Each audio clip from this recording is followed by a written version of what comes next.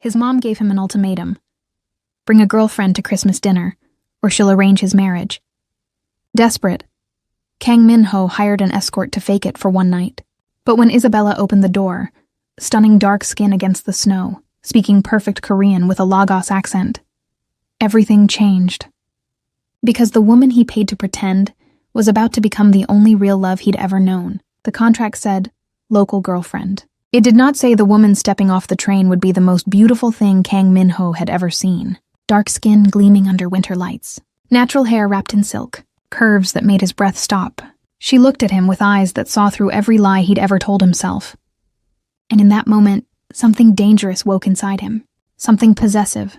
Something that whispered mine before logic could intervene. Welcome to K-Fairy Tale Stories, besties. We wish you a very Merry Christmas. Kang Min-ho stood on the platform at Busan Station with his hands buried deep in his coat pockets and murder on his mind. Not literal murder. He was a venture capitalist, not a criminal. But the agency had one job. One simple job, send a local woman.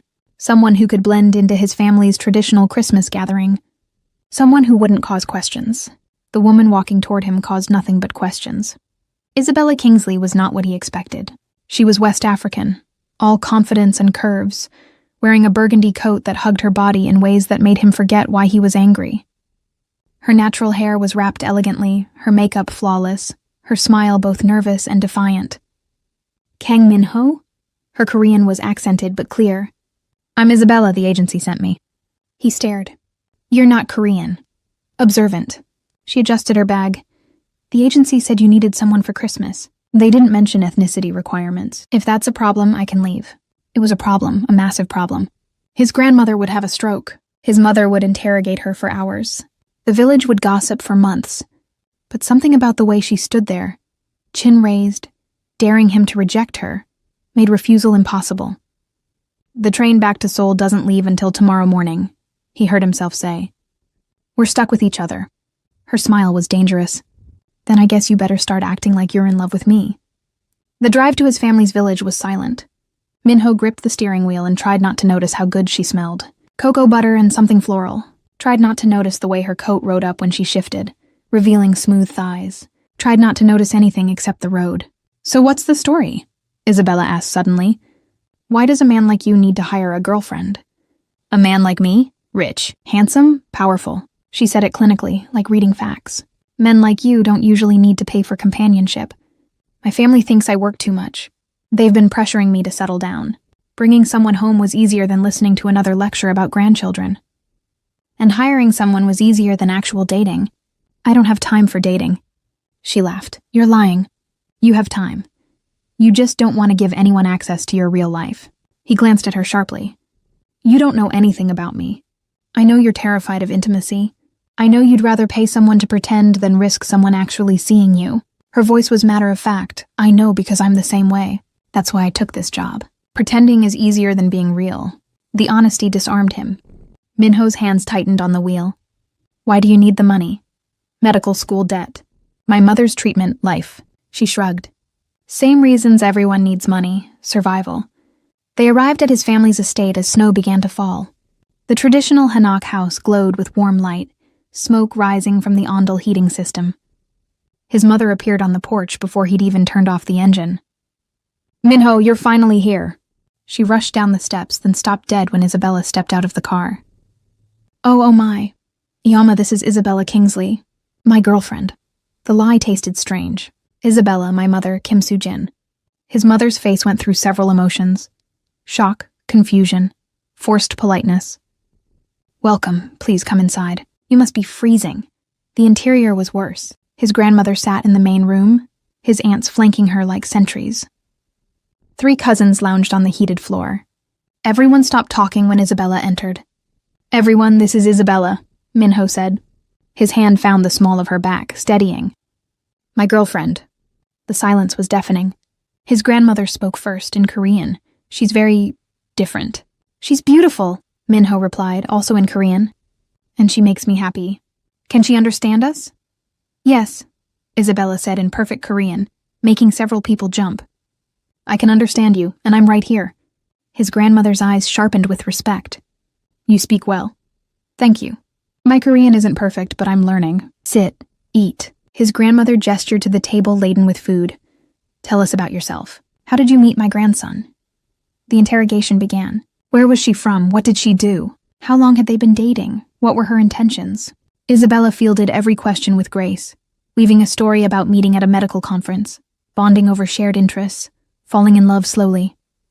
She was a remarkable liar, or maybe she was just good at telling people what they wanted to hear. Either way, Minho found himself believing the fiction, found himself watching the way her mouth moved when she spoke, the way she laughed at his uncle's terrible jokes, the way she touched his arm when making a point, casual and possessive, like she actually belonged to him. That night, his mother showed them to his childhood bedroom. One room, one bed. We're not married yet, Iyama, Minho protested. Maybe Isabella should have her own room. Nonsense, you're adults. And frankly, I'd like grandchildren sooner rather than later. His mother smiled sweetly and closed the door. Isabella surveyed the room, single bed, wooden floor, space heater. Well, this is cozy.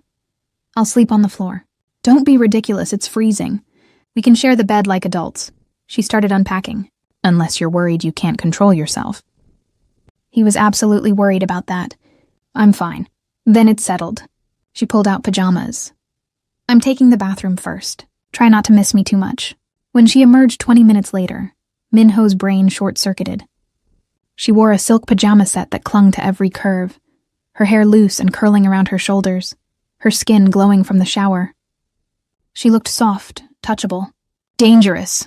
Your turn, she said, climbing into bed. He took the coldest shower of his life. When he returned, she was already asleep, curled on one side of the narrow bed.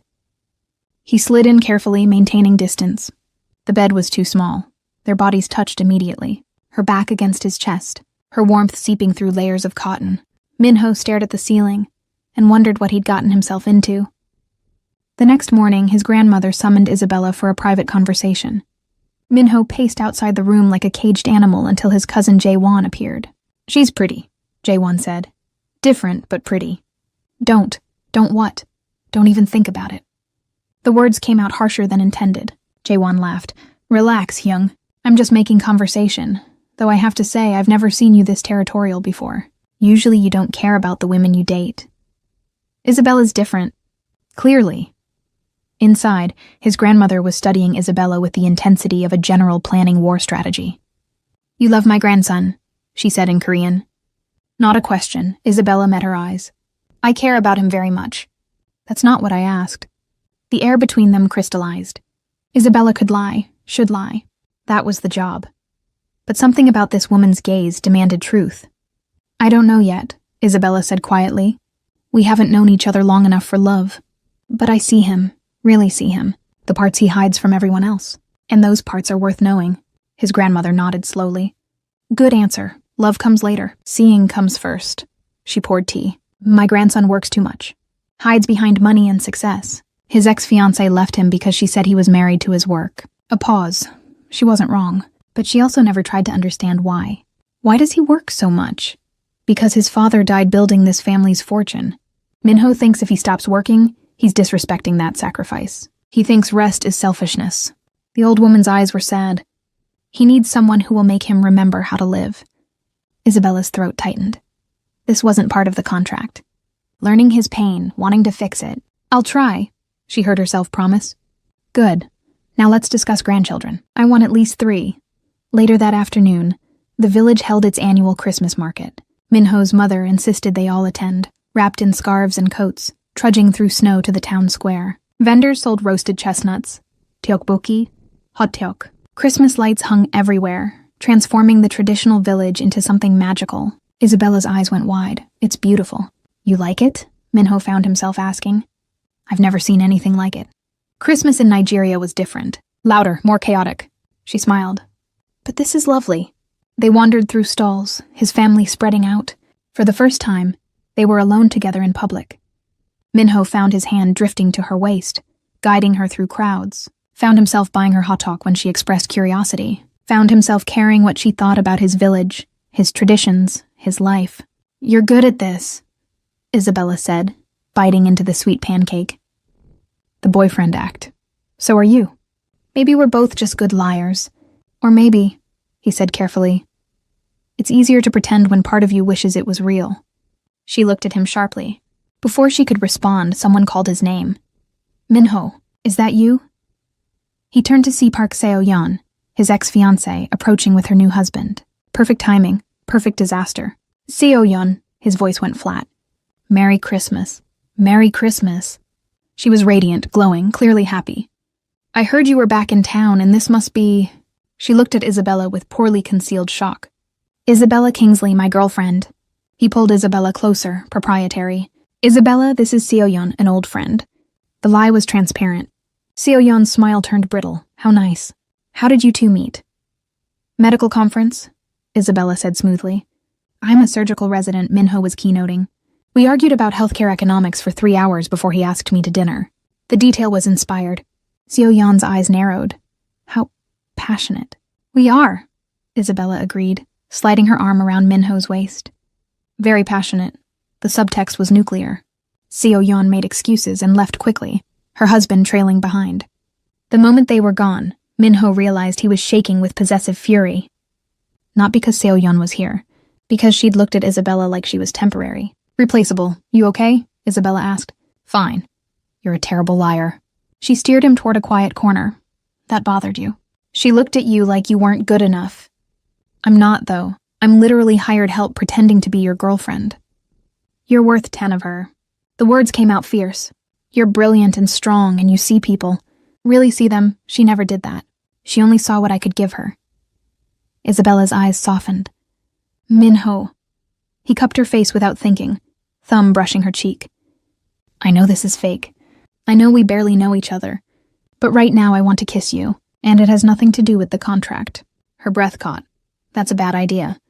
Probably. We have rules. I know. Minho. He kissed her. Soft at first, then deeper when she gasped against his mouth. She tasted like cinnamon and sugar, sweet and addictive. Her hands fisted in his coat, pulling him closer instead of pushing away. The world narrowed to this. Her mouth, her warmth, the way she fit against him like she'd been designed for this moment. When they finally broke apart, both breathing hard, Minho pressed his forehead to hers. This complicates everything. Yes, Isabella whispered. It does. They walked back to his family's house in charged silence. That night, lying in the narrow bed with carefully maintained distance, Minho stared at the ceiling and faced the truth. He was falling for the woman he'd hired, the woman who would leave after Christmas, the woman who'd made him feel more in 3 days than he'd felt in 3 years. This was going to destroy him. The following day, his mother announced a family gathering at his uncle's house across the village. Extended family, more interrogation. Isabella smiled through it all, answering questions about her family in Lagos, her medical training, her intentions toward Minho. His cousin Jae-won cornered her in the kitchen. You're really good at this, he said in English. Isabella's guard went up. At what? Playing the girlfriend. You almost had me convinced. He leaned against the counter. But I did some research. There's no Isabella Kingsley listed as a surgical resident in Seoul. In fact, there's no record of you at any hospital. Her blood went cold. I don't know what you think. I think my cousin hired you. I think this whole thing is performance art. Jae-won's smile was sharp. I think it's brilliant, actually. Very Minho. Solve the family pressure problem with money and planning. Why are you telling me this? Why not expose us? Because he's happy. I've never seen him happy. Not even with Seo-yeon. Jae-won's expression turned serious. Whatever this is, real or fake, it's working. He smiles now. He laughs. He looks at you like you hung the moon. So I'm not going to ruin it. But I am going to warn you. About what? Don't break his heart. He pretends to be unbreakable, but he's not. And if you hurt him, fake girlfriend or not, you'll answer to me. The threat was clear. Isabella nodded slowly. Understood. Good. Now let's get back before people wonder what we're discussing. That night, Isabella couldn't sleep. She slipped out of bed carefully, not wanting to wake Minho, and padded to the kitchen for water. His grandmother sat at the table, drinking tea in the darkness. Can't sleep? The old woman asked. Too much on my mind. Sit. I'll make you tea. They sat in comfortable silence while water boiled. Finally, his grandmother spoke. You're leaving after Christmas. It wasn't a question. Isabella's hands tightened around her cup. Yes, he doesn't know that yet. That it will hurt him. This was never supposed to be real. And yet it became real anyway. His grandmother's eyes were knowing. Life is funny like that. We make plans. The universe laughs. I can't stay. I have responsibilities, debt, a life and soul that's barely holding together. And he has resources. Money, the ability to help. I don't want his money, I want... Isabella stopped, horrified by what she'd almost said. You want him, his grandmother finished. The man, not the bank account. The person who hides behind work and walls. You want to be the one who gets to keep him. Tears burned Isabella's eyes. It doesn't matter what I want. This was a job, a transaction. I can't afford to fall in love with a client. Too late. The old woman patted her hand. You already have. The truth of it hit Isabella like a physical blow. She'd fallen for Kang Min-ho. Fallen for his quiet intensity. His unexpected kindness. The way he looked at her like she was precious. Fallen for a man she could never have because their entire relationship was built on lies. What do I do? She whispered. You tell him the truth. You let him choose. He'll hate me for lying. Maybe, or maybe he'll surprise you. His grandmother stood. My grandson is many things. Stubborn, workaholic, emotionally constipated. But he's not a fool. He knows what he feels. The question is whether you're brave enough to let him feel it. Isabella returned to bed with those words echoing. Min-ho was awake, watching her in the darkness. Where did you go? His voice was rough with sleep. Kitchen couldn't sleep. He reached for her, pulling her against his chest. Better now? She should say no, should maintain distance. Instead, she burrowed closer, breathing in his scent. Yes. Good, his arms tightened. I don't like waking up and finding you gone. The possessiveness should have scared her. Instead, it made her feel safe, wanted. His. Min-ho? What happens after Christmas? He went very still. What do you want to happen? I asked first. Silence, then. I want you to stay. Not as hired help. Not as pretend girlfriend, as mine. Really mine. Her heart stopped. You don't mean that. I've never meant anything more in my life. He shifted, looking down at her. I know this started as business. I know we barely know each other. But Isabella, when I look at you, I see my future. I see someone who makes me want to be better. Someone worth building a life for. You're crazy. Probably. He cupped her face. But I'm also completely certain, stay. Give us a chance. Give me a chance to prove this is real. She should say no. Should protect her heart. Instead, she kissed him. Deep and desperate, pouring every confused emotion into the contact. He responded instantly, rolling until she was beneath him, his weight pressing her into the mattress. His hands roamed, learning her curves, making her gasp against his mouth. We shouldn't, she breathed, even as her legs wrapped around his waist. Tell me to stop and I will. His lips trailed down her neck. Tell me you don't want this. She couldn't, because she wanted it desperately. Wanted him. Wanted to pretend, just for tonight, that this was real.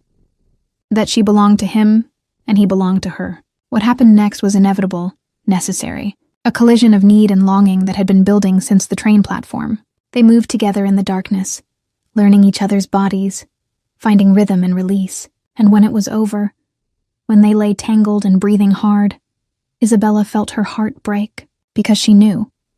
Tomorrow, she'd have to tell him the truth. Tomorrow, this perfect dream would shatter. But tonight, just for tonight, she let herself pretend. Isabella woke before dawn, Min-ho's arm heavy across her waist, his breath warm against her neck. In the gray pre-morning light, she studied his face. Relaxed in sleep, he looked younger, vulnerable, like a man who didn't carry the weight of empires on his shoulders. She'd ruined everything. Last night had changed the equation. What started as performance art had become painfully, irrevocably real, and she'd let it happen. Worse, she'd wanted it to happen. Had needed to know what it felt like to be chosen by Kang Min-ho. Not hired, chosen. Now she had to live with that knowledge for the rest of her life. Carefully, she extracted herself from his embrace. He murmured in his sleep but didn't wake. She dressed silently, grabbed her bag, and slipped out of the room. His grandmother was already awake, preparing breakfast in the kitchen. Running? The old woman asked without turning around. I have to. He'll come after you. I know, Isabella's voice cracked. That's why I need a head start. His grandmother turned, eyes sharp. You're breaking his heart to protect it. Noble, stupid, but noble. I lied to him from the beginning. This whole thing was built on deception. He deserves better than that. He deserves to make his own choices. She handed Isabella a wrapped package. Take this for the journey. Isabella fled before emotions could overwhelm her. The first bus to Busan left at 6. She'd be in Seoul by noon, back in her cramped apartment. back in her real life, where men like Kang Min-ho didn't exist, except in fantasies.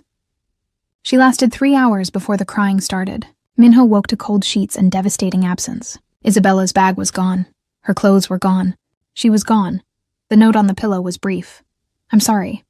This was never supposed to be real. Thank you for the most beautiful Christmas of my life." He read it 3 times, each reading making the rage build higher.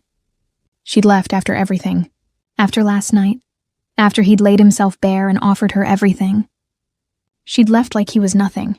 His grandmother found him 20 minutes later, still holding the note, his jaw clenched tight enough to crack teeth. "Go after her," she said simply. She made her choice. No, she made a scared decision. "There's a difference." His grandmother sat beside him. "She thinks she's protecting you from her lies. She thinks you deserve someone perfect, someone who didn't start this relationship as a transaction. She's right. She's an idiot. And so are you if you let her go." She gripped his hand. "Min-ho, I raised you to be strong, but strength isn't about never being vulnerable. It's about choosing to be vulnerable with the right person. Isabella is the right person. Even I can see that. She lied to me. Yes. And you hired her knowing this whole thing was performance. You both lied. You're both terrified. Now the question is whether you're brave enough to fight for something real." Min-ho stood, decision crystallizing. "I need to go to Seoul." "Then go, but..." "Min-ho?" His grandmother's voice stopped him. "When you find her, and you will find her, don't lead with anger. Lead with truth." The drive to Seoul took 4 hours. Min-ho spent every minute planning, calling in favors, using every resource at his disposal. Isabella thought she could disappear. She had no idea who she was dealing with. He hadn't built a venture capital empire by accepting defeat. By the time he reached Seoul, he had her address, her phone number, her class schedule, her work history, and the name of the cafe where she studied every Tuesday afternoon. It was Tuesday.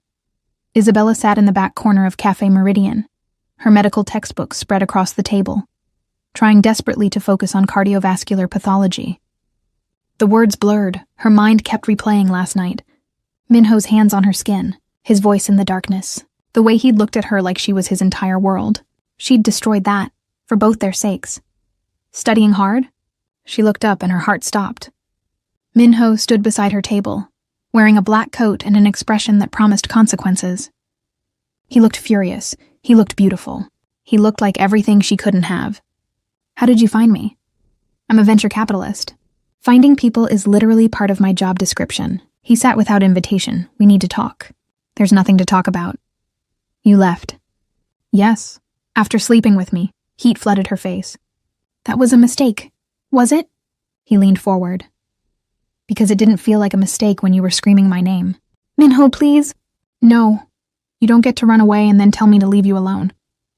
His voice was steel wrapped in silk. "You made me care about you. Made me believe we had something real. Then you disappeared like I was nothing. Like what we shared meant nothing." "It meant everything," Isabella whispered. "That's the problem." "Explain that logic to me." "This started as a lie. You hired me. I took the job because I needed money. Everything between us was built on deception. How can anything real come from that foundation?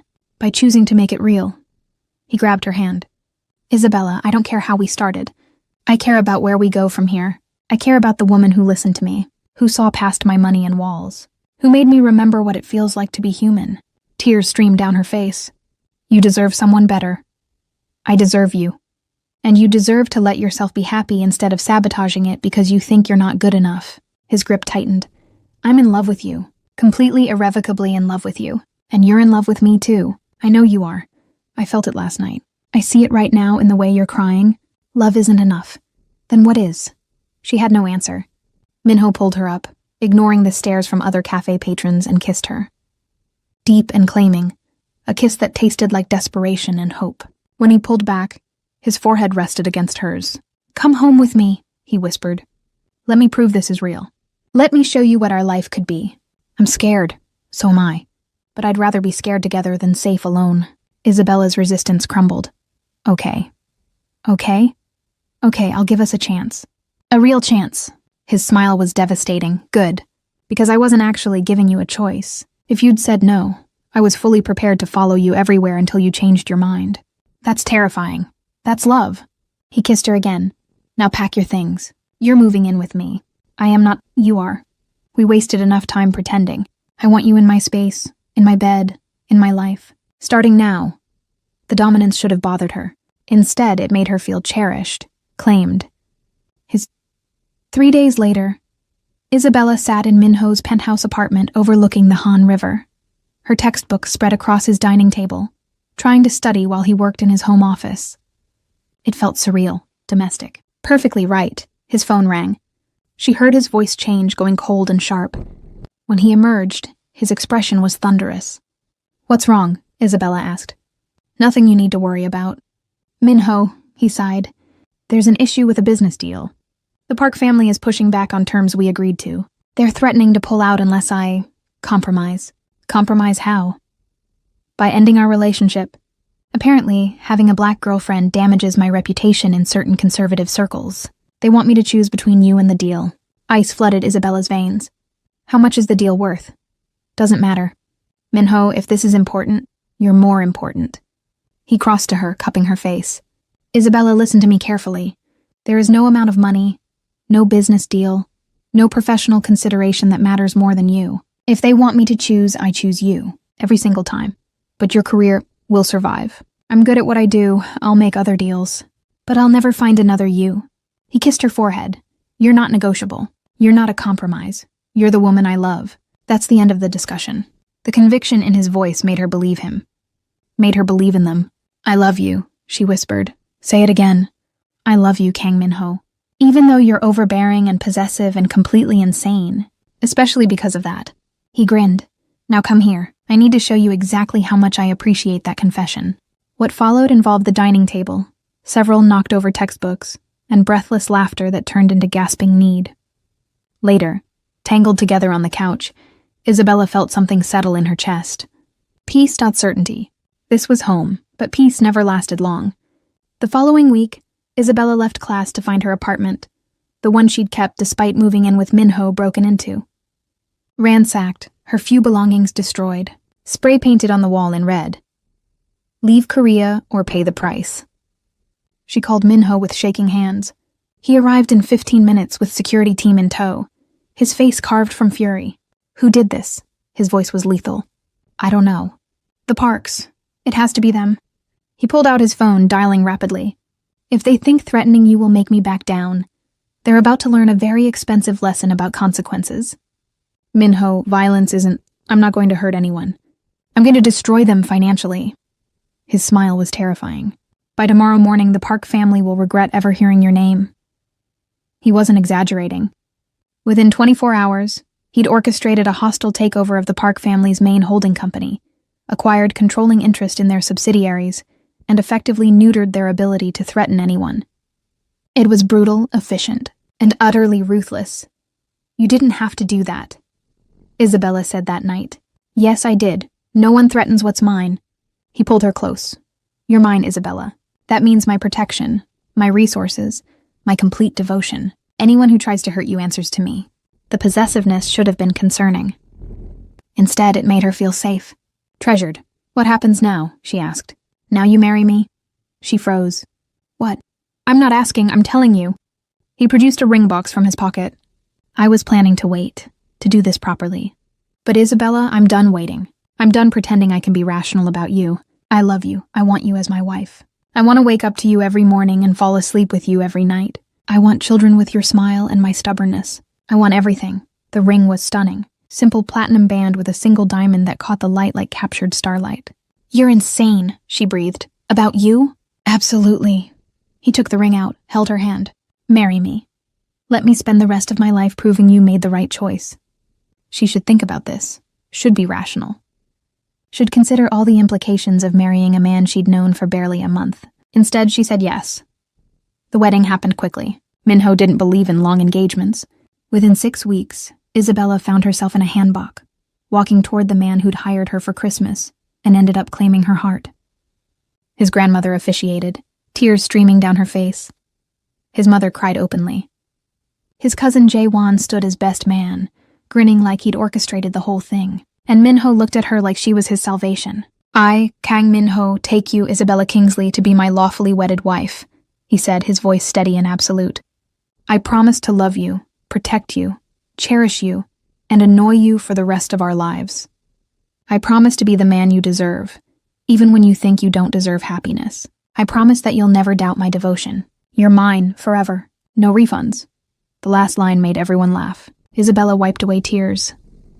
"I, Isabella Kingsley, take you, Kang Min-ho, to be my lawfully wedded husband. I promise to love you, challenge you, support you, and keep you human. I promise to see you, really see you, even when you try to hide. I promise that you'll never face anything alone. You're mine too, forever. No returns." When they kissed, the room erupted in applause. Min-ho deepened the kiss, making her blush, making his relatives whistle and catcall. "Get used to it," he murmured against her lips. "I plan to kiss you like this for the next 60 years. Only 60? Maybe 80. We'll negotiate."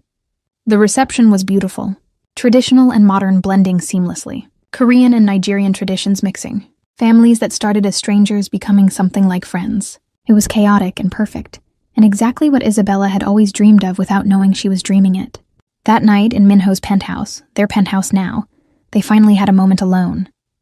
Isabella stood by the window in her reception dress, looking out at Seoul's lights, feeling the weight of the ring on her finger. "Regrets?" Min-ho asked, joining her. "Not even one. Good." He wrapped his arms around her from behind. "Because I'm never letting you go." Possessive. Obsessed. He kissed her neck. "You made me fall in love with you when I'd sworn off love. You made me believe in happy endings. That deserves obsession." She turned in his arms. "I still can't believe this is real. That I went from hired girlfriend to actual wife. Believe it. You're stuck with me now." His hands roamed, finding the zipper of her dress. "Mrs. Kang." The title sent shivers through her. "Say it again. Mrs. Kang." He unzipped slowly. "My wife, mine." What followed was inevitable, necessary, a celebration of everything they'd become, everything they'd chosen. And later, wrapped in sheets with the city glowing beyond the windows, Isabella felt complete. "I have something to tell you," she said quietly. "If you're about to confess another secret identity, I'm prepared." She laughed. "No, though I do have news. I went to the doctor yesterday." Min-ho went very still. And you're going to be a father." The silence stretched. Then Min-ho moved, pulling her on top of him, his hands framing her face with infinite gentleness. "Say that again. I'm pregnant." "About 6 weeks. From that first night at your family's house." She bit her lip. "I know we didn't plan this. I know it's fast. It's perfect." His voice cracked with emotion. "You're giving me everything. A home. A family. A future I didn't think I deserved." "Isabella, He stopped, blinking rapidly. "Are you crying?" "Men don't cry." "You're definitely crying." "I'm emotionally processing." He pulled her down for a kiss. "I love you. I love our baby. I love that our family started with a lie that became the truest thing in my life." Isabella rested her head on his chest, listening to his heartbeat. "Your grandmother called it. She said the universe laughs at our plans. She usually does. She's terrifyingly perceptive." His hand found her still flat stomach. "When do we tell everyone?" "After the first trimester. I want to make sure everything's stable first." "Understood. Though my mother's going to lose her mind. She's been dropping hints about grandchildren since the wedding. She's going to be insufferable." "Absolutely. And I'm going to love every minute of it." He kissed her hair. "Thank you." "For what?" "For taking that job. For showing up at the train station. For being brave enough to fall in love with me even when it terrified you. For choosing this life." His arms tightened. "For choosing me." "Best decision I ever made," Isabella whispered. "Even if you are completely insane. Especially because of that." 6 months later, Isabella stood in the nursery of their new house. Min-ho had insisted on buying something with a yard and space for family gatherings, painting clouds on pale yellow walls. Her stomach was round now, the baby active and restless. Min-ho appeared in the doorway, holding paint samples. "The contractor needs to know which gray you want for the exterior. You choose. I trust your taste." "Dangerous words, Mrs. Kang." He crossed to her, placing his hands on her stomach. "How's our daughter?" "Kicking constantly. She has your energy. She has your stubbornness. I felt her refusing to cooperate during the ultrasound." Isabella laughed. "What are we naming her?" "We need to decide soon." They'd been debating for weeks. Korean names, Nigerian names, combinations. Nothing felt quite right. "Hope," Min-ho said suddenly. "I want to name her Hope." "Hope Kang?" "Hope Kingsley Kang. Both our names, both our heritages." He looked at Isabella. because that's what she is, our hope. The proof that love can come from the strangest places and grow into something beautiful. Tears pricked Isabella's eyes. Pregnancy hormones made her cry at everything, but this felt different. Hope Kingsley Kang thought I love it. Good, because I already ordered the nursery letters. You're so presumptuous. You love it. She did. God help her, she really did. The baby arrived 3 weeks early on a snowy January morning. Labor was brutal. 16 hours that felt like 16 years. Minho never left her side, holding her hand, letting her curse him in 3 languages, promising anything if she'd just breathe through the contractions. When Hope finally emerged, screaming and perfect, Minho looked at Isabella with tears streaming down his face. "You're incredible," he whispered. "Absolutely incredible." The nurse placed Hope on Isabella's chest. She was tiny, perfect, with a head full of dark hair and lungs that promised she'd inherited her mother's voice. Minho touched her tiny hand with reverent gentleness. "Hi, Hope, I'm your dad, and I'm going to spend the rest of my life making sure you never doubt how loved you are." The baby's fingers wrapped around his, making Minho's breath catch audibly. "She likes you," Isabella said softly. "She tolerates me, she loves you." He kissed Isabella's temple. "Thank you for her, for us, for everything." That night, when the hospital had quieted and Hope was sleeping in her bassinet, Minho sat beside Isabella's bed, holding her hand. "Do you remember Christmas?" he asked.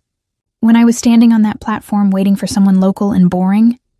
Someone who'd play a part and disappear? I remember you looking horrified when you saw me. I was horrified, because the moment I saw you, something shifted. Something woke up inside me, and I knew, instantly, that you were going to ruin me." He smiled. "I was right. You ruined me for everyone else. Ruined my ability to settle. Ruined my carefully controlled life. And I wouldn't change a single thing. Even the lying? The fake relationship? Especially that. Because it taught me that sometimes the best things in life start as mistakes. Start as compromises. Start as last-minute substitutions when the universe decides to laugh at your plans." He leaned forward. "I booked a fake girlfriend for Christmas. I didn't expect her to be African. Didn't expect her to see through me. Didn't expect to fall in love so hard I forgot how to breathe without her. But Isabella, you became my real wife. My real love. My real everything. And our daughter sleeping over there? She's proof that miracles happen when you stop controlling everything and just let yourself fall." Isabella's tears were falling freely now. "You're going to make me cry again." "Good. I like when you cry because you're happy. It means I'm doing something right." He kissed her knuckles. "I love you, Mrs. Kang. Forever, no refunds. No returns, you're stuck with me." "Best contract I ever signed," Isabella whispered.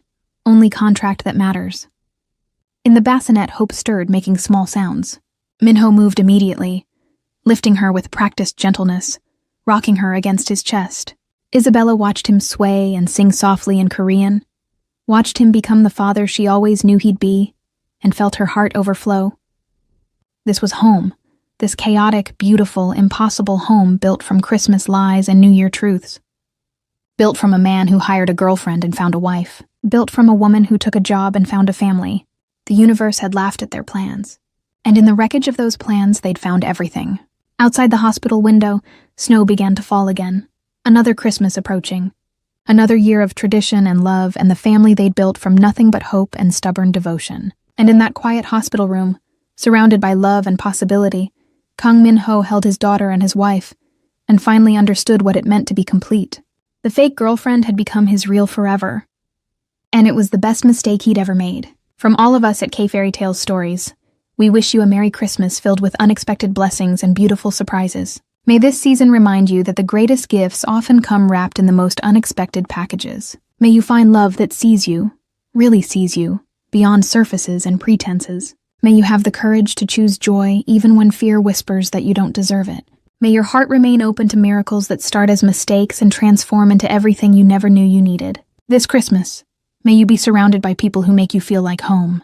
May you find warmth in cold seasons, hope in difficult moments, and love that refuses to let you settle for anything less than extraordinary. May you remember that sometimes the universe laughs at our carefully constructed plans because it has something infinitely better waiting just around the corner. And if you're spending this Christmas alone, know that you are seen, you are valued, and your story is still being written.